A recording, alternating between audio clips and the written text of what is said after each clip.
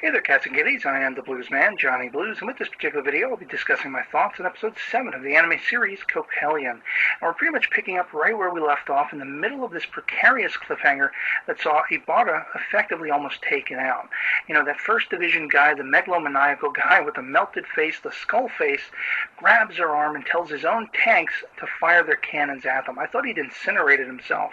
But as we open this episode, we find out that not only has Ibarra just barely managed to survive, albeit, severely wounded with shrapnel in her abdomen and everything, and bleeding and very on the brink of death, this guy managed to survive as well. It's like a big question mark. WTF?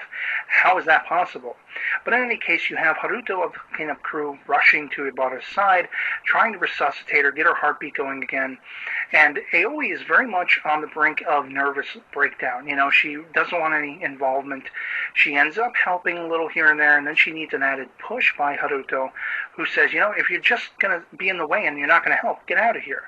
And this makes Aoi actually take, sort of action to help revive Ibarra. They get back to the planet, this hideout that these people are staying in, sort of toxicity-free, with all the fallout that's in the area. And, of course, they have to rely on Taiko, as it were, which was very surprising to me, who has medical knowledge to do surgery and save Ibarra's life effectively. She's only just, managed to get over her own wounds from a couple episodes back. So it's really interesting that she's called to action as soon as they bring Ibarra back, and she's the one who has to now save her life. But, of course, she needs a blood transfusion, and the only transfusion they can get from anyone in this area is from Haruto, which he apparently is freely giving of. It's very interesting, the relationships going on, because, of course, it seems like Ibarra is much more compassionate, whereas this guy is distant. He doesn't see the value of human life the way Ibarra does, and she kind of considers every living being to matter, whereas he's very much supposed to be a cold, meticulous killer, an assassin.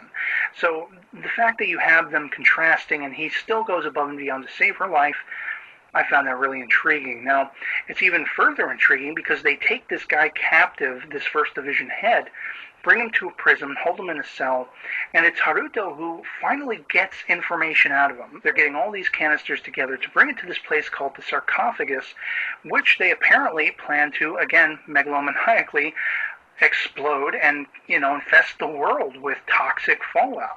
I guess to level the playing field from many varied governments. And it's interesting because, as we find out, it coincides with the pregnant woman whose father goes ape when he finds out they can't get helicopters there in time because she's now having contractions, her baby is now coming. And it turns out that the vice principal, Mishima, is still dealing with the prime minister and that whole governmental thing where all these governments of the world are trying to show themselves, to be a prime power, delegating how exactly the resources of the world are going to be handed out and bandied about through these different governments. And this prime minister guy is only concerned with looking like Japan still has muscle, even regardless of all of this fallout, this taint of his own country. So he just wants to save face, and of course Mishima can't send any helicopters to save them. And now we know the mystery, the answer to what it is the First Division is doing. It's bass-ackwards, if you ask me. And then the shocking reveal toward the end when they figure they're going to have to get this woman who's having her baby to the nearby hospital, which is where the father was bringing her to begin with when they were attacked by the First Division. And they are suddenly finding obstacles of waste cans on the only routes they can get there. There are only 3 routes that they have, and all 3. By the third, we find out that after Haruto has been trying to radio the rest of his cleanup crew, these 2 female sisters who are not answering, and we note that, of course, the First Division guy's got a very interesting expression as if he knows what's going on when Haruto's trying to contact them. And boom, cliffhanger, they run into those 2 sisters, and they're working with, seemingly, the First Division. So it's like, WTF. I'm completely riveted. I love this series. I can't wait to see what's going to happen next. If there's going to be a battle to unfold, as we see hinted at in the OP animation, between these sisters and the regular Coppelion unit. And yeah, I'd love to hear from you guys in the comments below what you thought of this episode if you've seen it, episode 7 of Coppelion. Highly recommend you check it out if you haven't. And otherwise, that'll be it for me. So, hope you're all doing well, and I'll catch you later. Peace.